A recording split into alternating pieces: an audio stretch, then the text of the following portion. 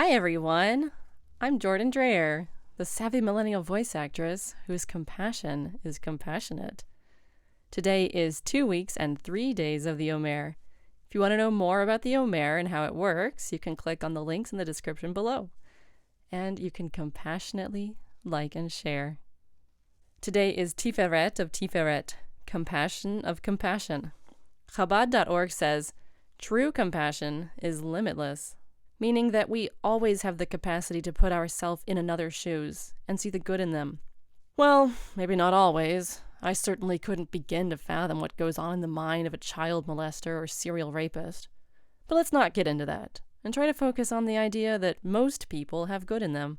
If you have trouble seeing the other's perspective, why? What's holding you back? There are many opinions I disagree with, and even hate. One simple one being parents who are against their children learning sex education in schools. I can see their side, though, that they're afraid their kids will become wild sex addicts. They're trying to preserve the innocence of childhood for as long as possible. So knowing their side and argument will help me to speak to their fears and needs, which is compassion.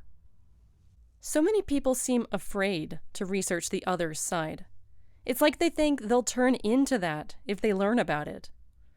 If they read and learn about Islam, guess what? They'll just become someone who understands more about Islam.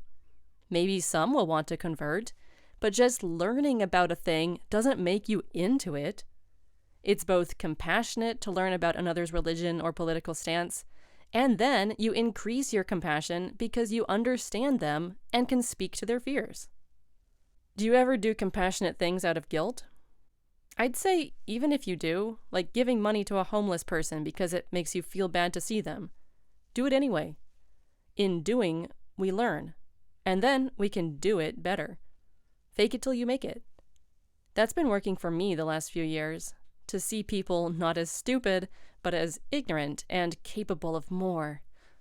If someone often drinks to the point of hangover the next day, you have to feel compassion that they feel the need to drink that much, or that they somehow don't know their limits. In the past, I would have labeled them a worthless person. But I'm learning by constantly changing my own thoughts, talking to myself, how to see them as a pitiable person instead, and hope that they can change.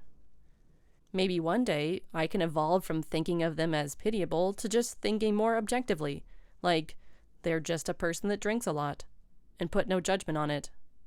So, compassion of compassion. What can we do today?